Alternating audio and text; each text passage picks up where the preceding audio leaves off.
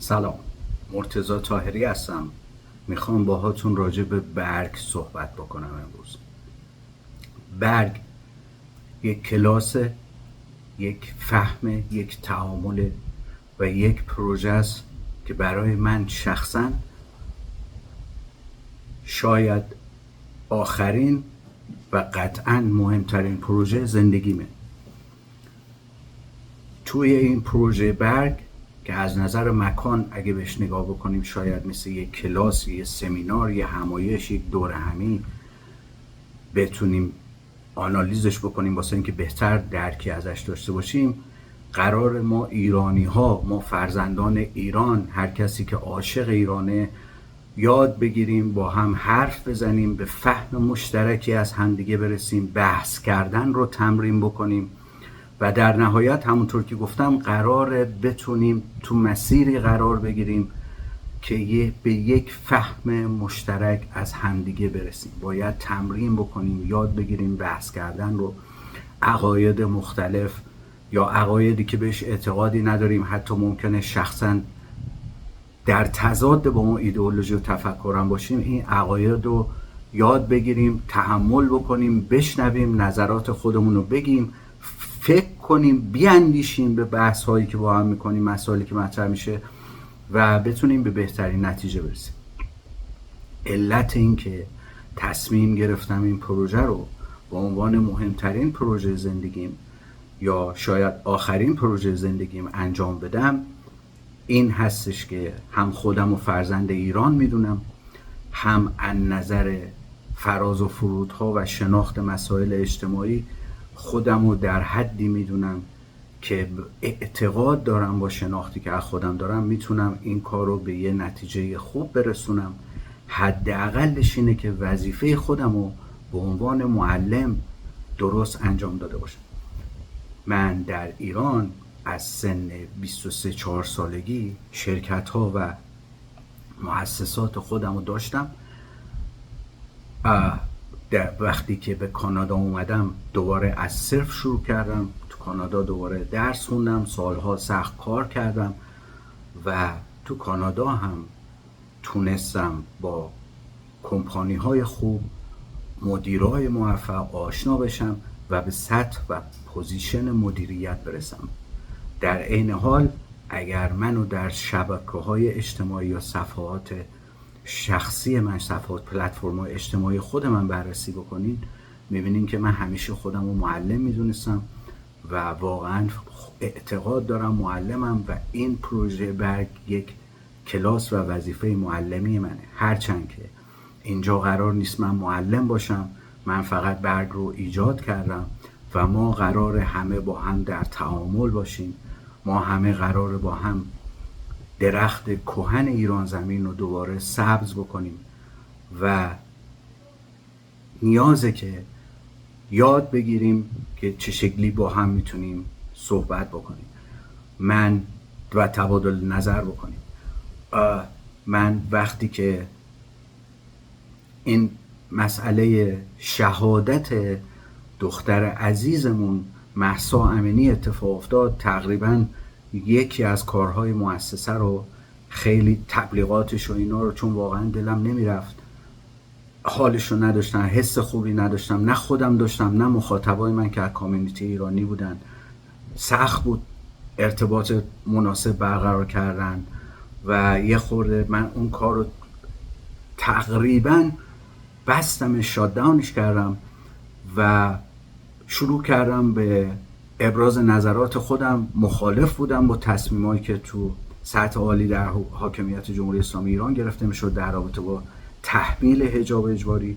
نظراتم رو گفتم، عقایدم رو گفتم، مخالفتام رو بیان کردم، ولی بعد از این که دوباره جنگ هایی به ایران تحمیل شد دوباره مجبور شدم و میبایست و به درستی از حاکمیت ایران و کسایی که در ایران از مرزهای ایران در برابر دشمن متجاوز خارجی دفاع میکردن حمایت کردم. بعضا ممکنه مخاطبای من، که البته من مخاطبای زیادی یا از دست دادم، متاسفانه تاسف هم من به خاطر از دست دادن اینها نبوده، از تاسفم و ناراحتی من و پروژه من و مسئله من همیشه از اینه که چرا بعضیا تحمل ندارن، صبوری ندارن، یک حرفی میزنن ولی وای نمیستن یه مدتی بگذره ببینن واقعیت ها خودشون نشون بده و با تعصب قضاوت میکنن و میرن. من فالوورهای خیلی زیادی رو تو شبکه‌های اجتماعی از دست دادم، ولی اگر 100 بار دیگه هم زمان به عقب برگرده، هم در رابطه با مظلومیت امثال مهسا امینی ها و در رابطه با مظلومیت کسایی که به خاطر تبعیض و بی‌عدالتی قربانی شدن، حالا چه جسمشون کشته شد چه روحشون کشته شد، باز وای میستم و اگر 100 بار دیگه هم زمان به عقب برگرده، باز دوباره در برابر دشمن متجاوز خارجی در کنار هر دولت و حکومت و حاکمیتی که داره از ایران دفاع میکنه میستم. پس پشیمون نیستم، کارمو درست انجام دادم. در هر مورد، هم حجاب اجباری، حرفایی که من اون موقع میزدم جز اولین نفرات بودم. برین تاریخ ویدیوهای من و صحبتامو بررسی بکنید. من جز اولین نفراتی بودم که با این قضیه تحمیل حجاب اجباری و کشته شدن، در رابطه با کشته شدن دخترم مهسا امینی مخالفت کردم و در رابطه با جنگم که به ایران تحمیل شد تردید نکردم.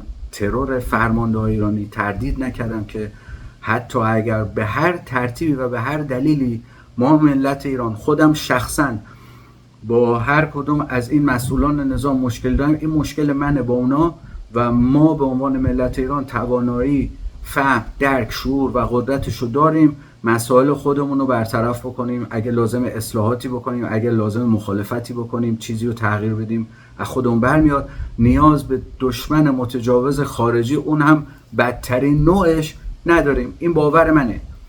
حالا هر کسی با من مخالفه، وایسیم صحبت بکنیم.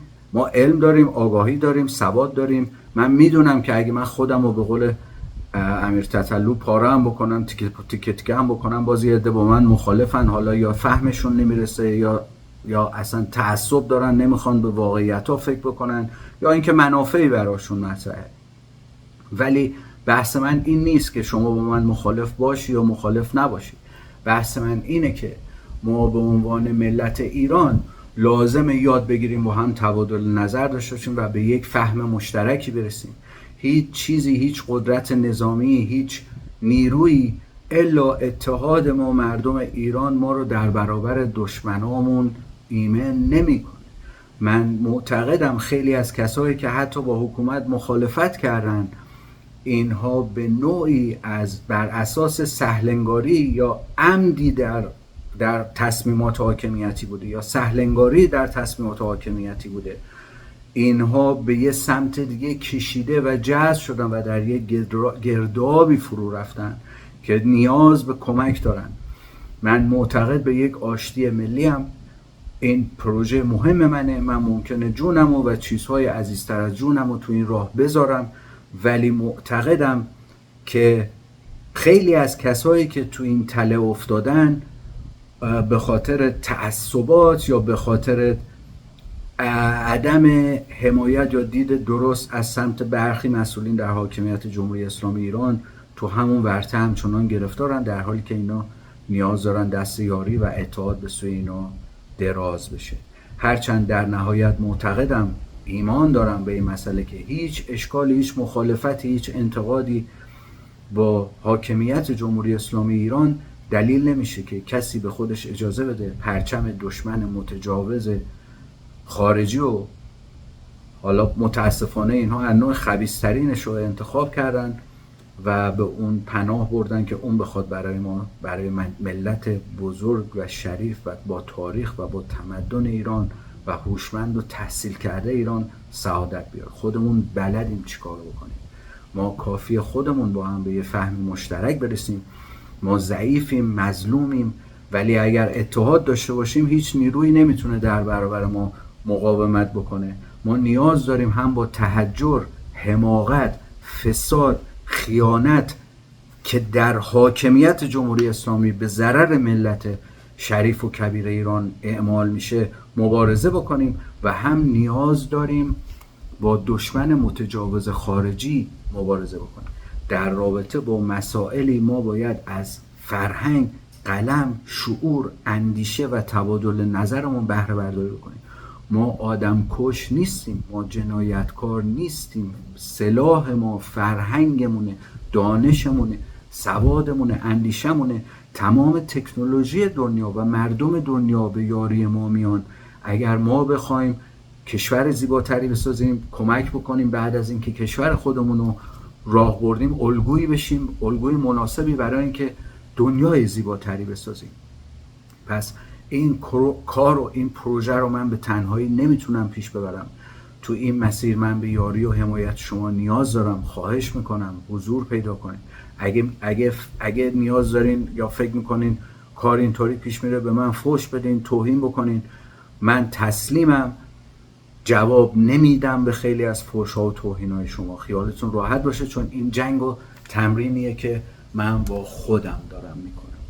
پس تو این پروژه خواهش میکنم به من کمک بکنین، از من حمایت بکنین. این برای ایرانه، برای شماست، برای عزیزاتونه. من آنچه که در توان و در زندگی دارم تو این راه میذارم ولی در نهایت باز خوشحالم که اگر بتونم وظیفه معلمی خودم رو تا جایی که در توانم بوده تکمیل بکنم و کمک کرده باشم که ما این پروژه رو همه با هم به ثمر برسونیم. پس اینجا همه ما معلمیم، هم استادیم، هم تلمذ و شاگردی میکنیم. قراره با هم بحث کردن یاد بگیریم، حرف زدن یاد بگیریم، مخالفت کردن با هم یاد بگیریم، تمرین بکنیم و در نهایت به یک فهم و اتحاد مشترک برسیم. کمکم کنین، سپاسگزارم ازتون. کمک میکنین به خودتون و به ایران. مشارکت داشته باشین لطفا. خدا نگهدار.